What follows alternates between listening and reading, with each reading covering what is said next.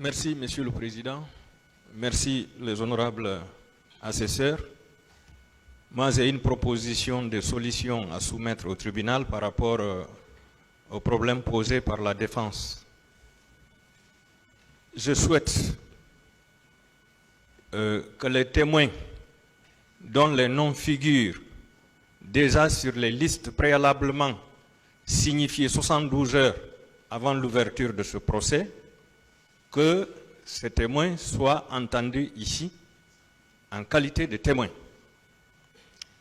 Je souhaite également que les témoins qui ont comparu devant le pool des juges d'instruction, donc qui ont été entendus, que ces derniers soient entendus devant ce tribunal comme témoins, puisque rien ne s'y oppose. Ceux-là dont les noms ne figurent ni sur la liste ou sur les listes préalablement signifiées, ni sur les listes des témoins qui ont comparu devant le pool des juges d'instruction, soient entendus par votre tribunal à titre de simple renseignement.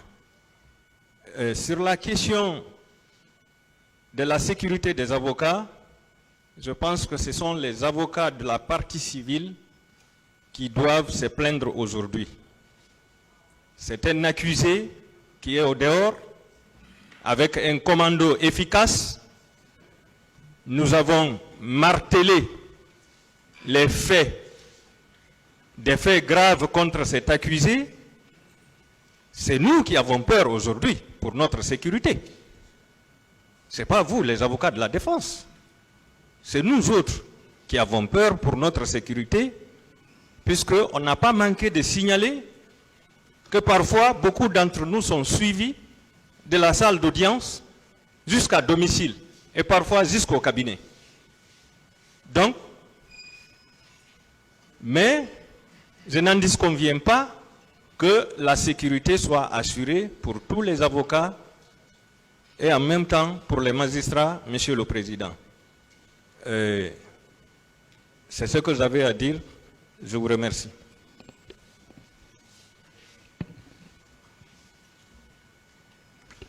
Je vous remercie, Monsieur le Président, de m'avoir donné la parole pour donner notre position par rapport à l'opposition faite par la défense à la déposition des témoins ce matin. Monsieur le Président, cette opposition soulevée par la défense s'est axée sur deux éléments. Le premier élément, c'est la supposée absence de notification ou de signification de ces témoins préalablement, conformément à l'article 390. Et le second élément, c'est la supposée absence de nom. Ceci dit, Monsieur le Président, je voudrais, même si le parquet a déjà emprunté notre chemin, tout d'abord faire lecture de cette disposition de l'article 390, pour être plus précis, qui dit ceci. Le ministère public et la partie civile signifient à l'accusé. L'accusé notifie au ministère public, s'il y a lieu à la partie civile, 72 heures au moins avant l'ouverture des débats, la liste des personnes qu'il désire faire entendre en qualité de témoins. L'exploit doit mentionner les prénoms, noms, profession et résidence de ces témoins. Voici donc la prescription de l'article 390 concerné. La question qu'on se pose, Monsieur le Président, c'est de savoir, lorsqu'un témoin n'a pas été cité conformément à cette disposition-là, est-ce que ce témoin peut faire déposition? La réponse, c'est l'article 422, dont le parquet a fait cas. Cette disposition dit ceci. Les témoins appelés par le ministère public ou les parties sont entendus dans le débat même s'ils n'ont pas déposé à l'instruction ou s'ils n'ont pas été assignés ou notifiés conformément aux prescriptions de l'article 390. Cela veut dire, Monsieur le Président, que c'est l'exception qui est posée là, Monsieur le Président. C'est l'exception. Donc c'est le texte qui a indiqué, c'est-à-dire l'article 390, que les témoins doivent être cités 72 heures auparavant.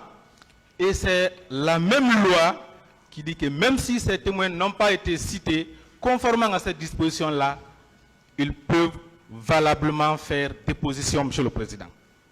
Donc pour nous, le problème est résolu. Dès lors que la loi dit que cette disposition-là peut ne pas être observée et que les témoins déposent, Monsieur le Président, nous pensons que ces témoins-là, il est essentiel qu'ils déposent. Parce qu'il faut savoir qu'un témoin n'est pas pour une partie.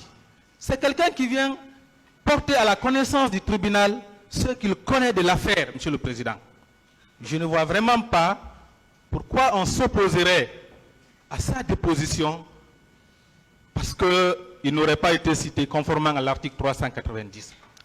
Il est évident qu'on s'interroge sur la question de savoir est-ce qu'une personne peut déposer devant le tribunal sans qu'on ne connaisse son identité, même si cette personne est un témoin, Monsieur le Président. Sur cette question, l'article 424 est là pour apporter la lumière à votre tribunal. Cette disposition dit ceci.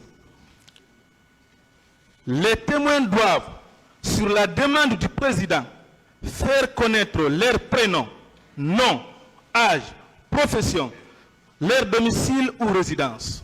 Cela veut dire que, Monsieur le Président, même s'il y aurait sur cette liste-là les témoins dont les adresses ne seraient pas exposées, vous avez le pouvoir, et d'ailleurs c'est une nécessité, c'est d'ailleurs un formalisme que vous observerez, j'en suis sûr, vous allez leur demander de décliner leur identité. Cela veut dire, Monsieur le Président, sur la base de l'ensemble du développement que j'ai fait, Monsieur le Président, qu'il s'y est de bien vouloir, Monsieur le Président, rejeter l'opposition formulée par la défense à la déposition des témoins et autoriser à ces témoins-là de bien vouloir déposer. En le faisant, Monsieur le Président, je pense que vous aurez une nouvelle fois fait une saine appréciation de la règle des droits. Je vous remercie. L'audience est suspendue. Vous pouvez rejoindre votre place d'abord.